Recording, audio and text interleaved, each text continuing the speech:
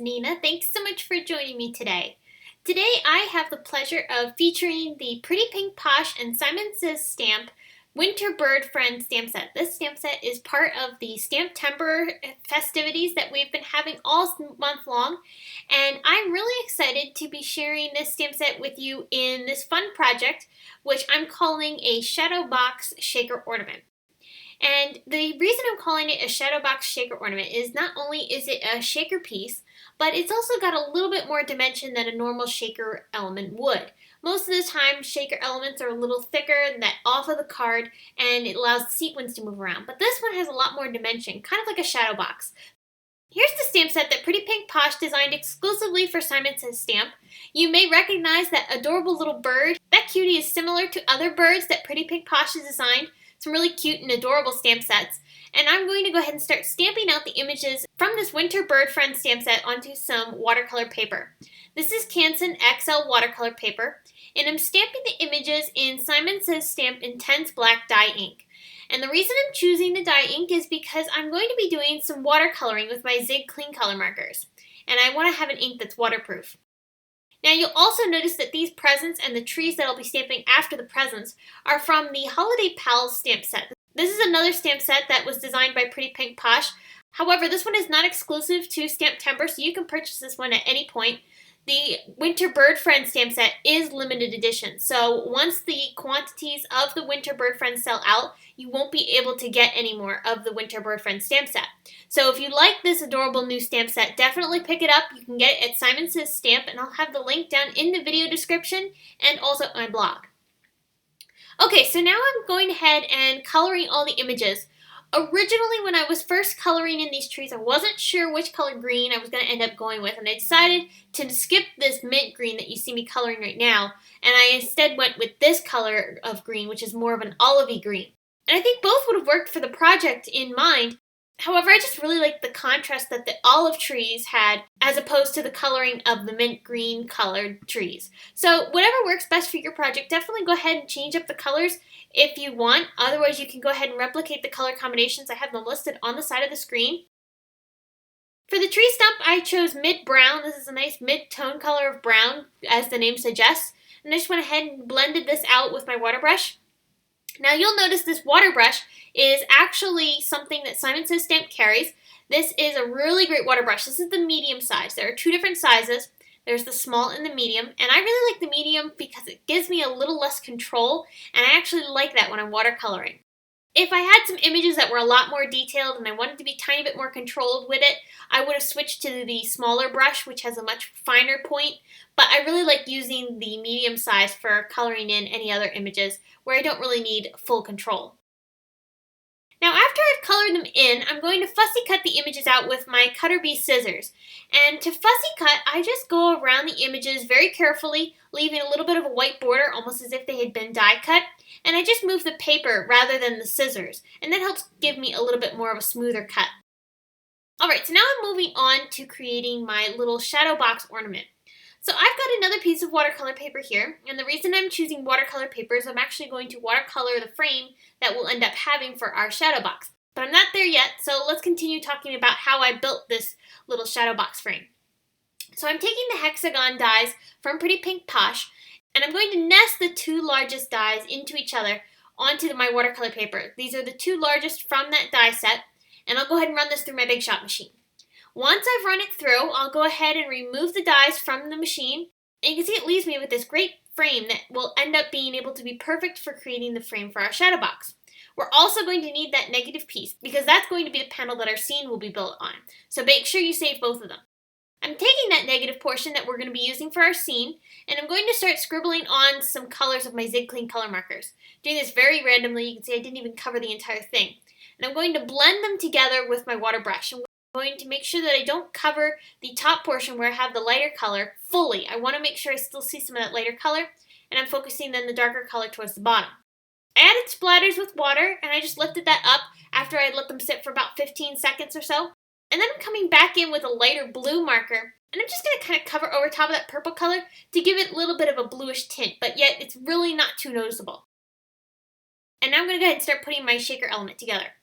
This is a piece of transparency that I die cut from that largest stitched hexagon die from Pretty Pink Posh.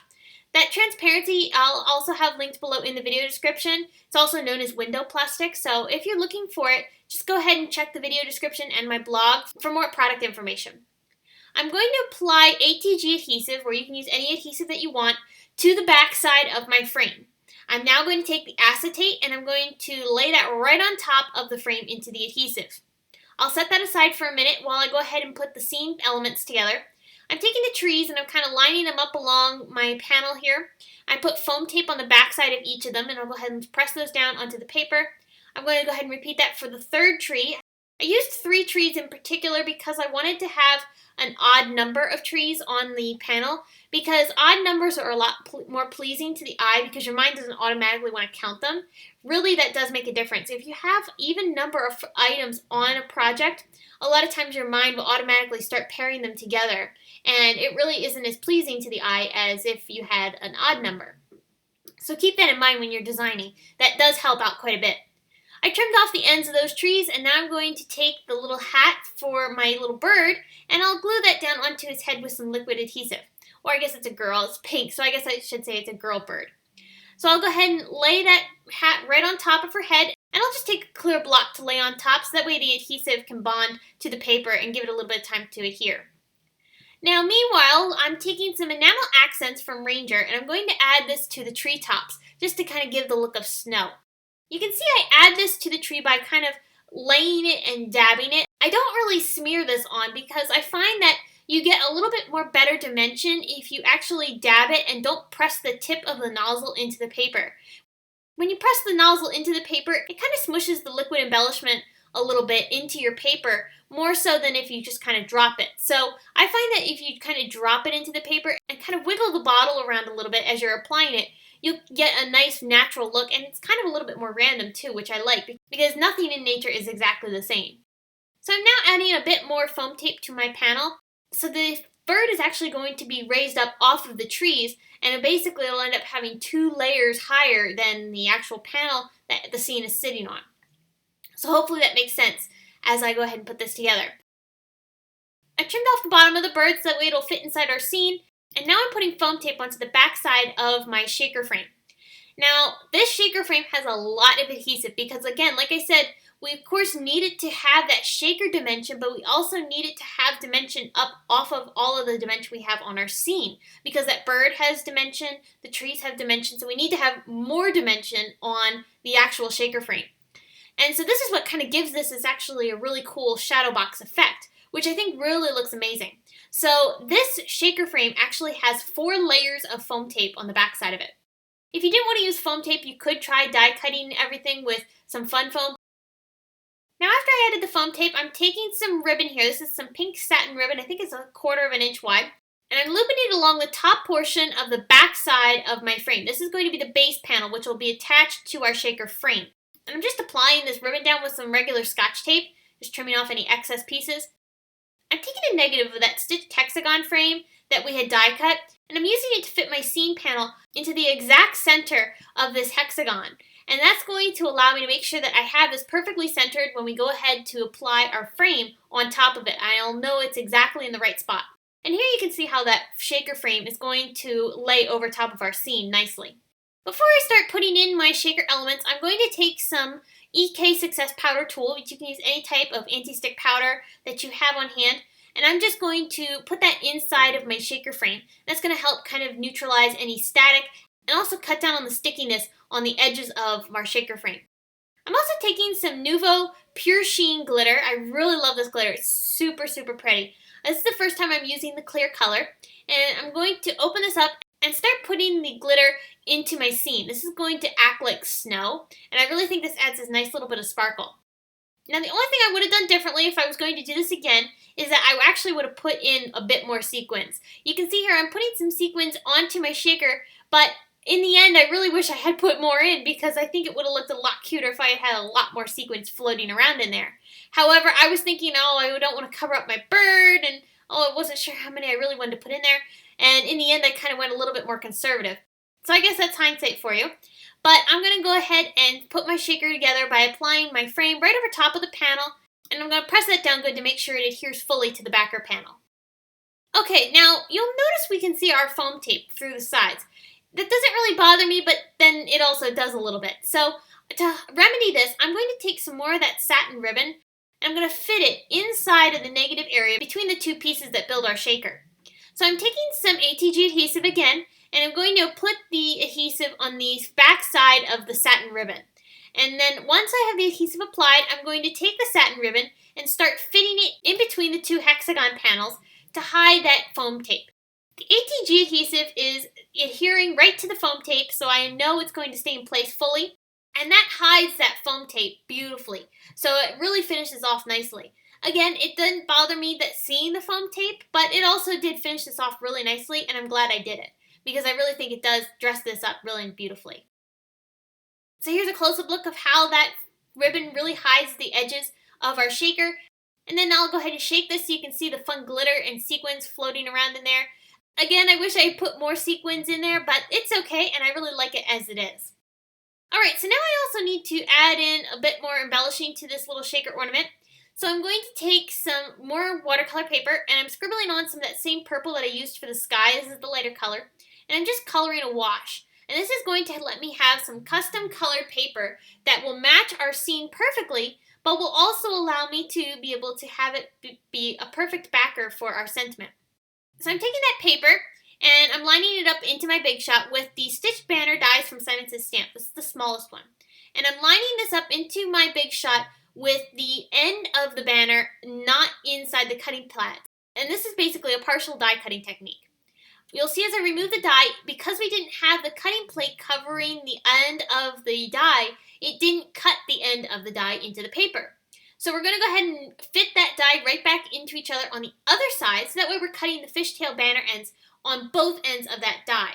So I'll go ahead and run this through again, and also make note that I did not cover the other end of the die with the cutting plate, because I didn't want it to cut that straight edge at all on this die, because we want the fishtail banner ends on both sides of this paper piece.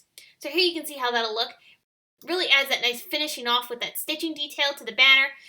If you don't have the stitch banner dies, you definitely could have cut this down into just a little paper strip and then just cut little V ends on each end of the banner, and that would have created a banner just as nicely. And the only difference is that it wouldn't have had the stitching detail. So I put some powder tulle on top of my paper just to make sure I didn't have any static cling on the paper. And I'll go ahead and take my sentiment here, which is from the Winter Bird Friend stamp set, and I'll go ahead and press it down onto the paper. And I'm using some clear sticky ink from Simon STAMPtember to stamp this down. I'll cover this with some white embossing powder from Ranger, and then I'll go ahead and heat set this. I'll attach that banner down onto my frame with some foam tape, and I'll also line up these little presents that I had watercolored onto my frame as well. I think these really add this nice little bit of embellishing and really finishes off the scene beautifully. I just attached these down with some PPA matte adhesive. You could use any type of liquid glue you have. I prefer PPA. And I do get a lot of questions about the bottle that I use for my PPA matte adhesive. It's just an empty glue bottle that had a nice fine precision tip on it, and I just filled it with the PPA matte adhesive. Now I'm taking some Nuvo Crystal drops. This is the White Blizzard color. It's a beautiful clear glitter embellisher. Really, really beautiful. And I'm just applying this along the edges of the frame where it meets up with the acetate. And I'll go ahead and do this in a very squiggly motion, so that way it creates this nice little frosted, snowy edge to the frame.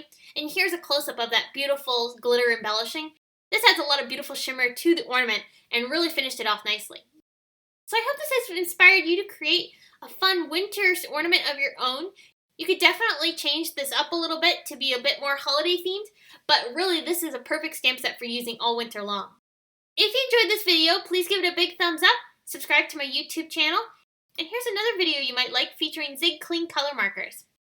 If you're interested in purchasing the Bird Friend stamp set, be sure to get it now while supplies last, and I'll have full details on the stamp set and this card over at my blog. Thanks so much for visiting me today. You can find me on social media at Facebook, Instagram, Pinterest, YouTube, as well as my blog. Thanks again for watching. I will see you again soon.